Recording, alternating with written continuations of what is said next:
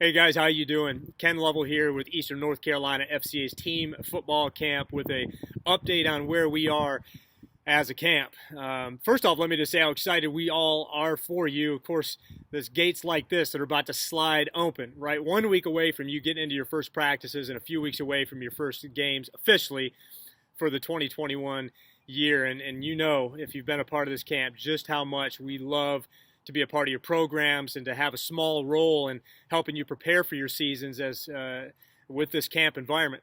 Of course, this year, if we can pull this camp off, then it's going to be more of like a cool down / prep as you not only wind out from the season that you're going to end and then also turn right back around. And if we get back on schedule next year, you're using our camp to again prepare for next year.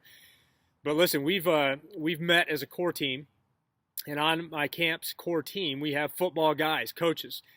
And as we've looked at just the data that's out there, meaning the policies, it doesn't look good for us to be able to host a camp that would provide you the environment you've come so accustomed to being a part of with us. So let me unpack that for you. Of course, many of you guys are probably just as aware of the policies as we are, but what's unique to FCA is that as the CDC sets policies that then ripple into our governor's office and then come out in executive orders for our state, we are, sort of part of two different entities, if you will, right? We're a worship organization. So when it comes to public gathering to worship as part of being a religious organization, there's those side of things that we pay attention to and have to abide by. But then there's also the athletic side of things that those CDC policies and the executive orders and how they ripple into the Department of Public Instruction, but then also the North Carolina High School Athletic Association.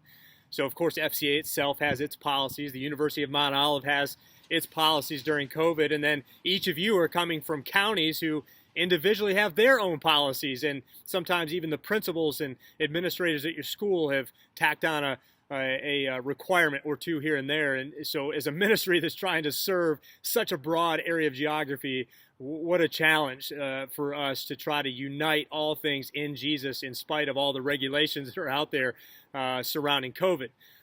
So as you guys know, of course, social distancing, of course, masks, of course, temperature checks, of course, not sharing water bottles. I mean, of course, when you transport to away games, you guys are having to work through multiple buses now, double the buses that you probably have used in years past, and all those requirements. Those are a lot of things that we could probably get through as a camp.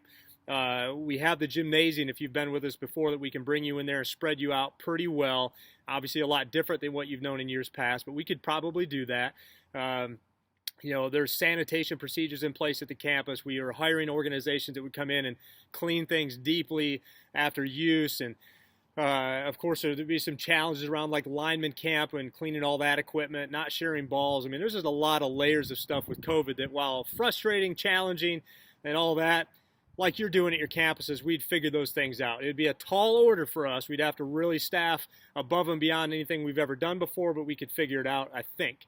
But here's where we believe there's a showstopper in current policies.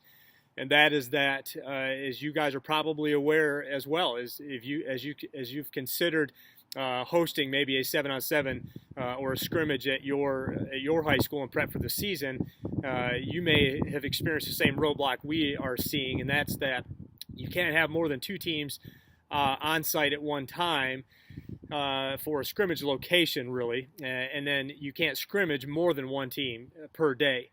So I've talked to Trey at the North Carolina High School Athletic Association as well. Of course, he has no idea what June's going to look like, but as a ministry, we have to make a decision here in the next month. About March 1st is what we're looking to do, so that would give us March, April, and May to plan, to staff, to order, to prepare, to rehearse, all the things that go into making this camp what you've come to expect from it. So I need your help. As a camp, we need your help. To please reply to this email as soon as possible with your thoughts. If we hosted a camp and you knew that you were going to come up and only be able to scrimmage one team a day, would you still come? We pretty much feel like where we are right now, if nothing changes, it's very tough, if not impossible, to really even do a football camp. Because yes, we want to bring you the gospel. Yes, we want to equip you with the word. We want to pour it into your hearts. We want you to leave inspired. But we are also a camp that is accustomed to providing you an athletic, competitive environment to work on things for your program so that you can come out of that better as well.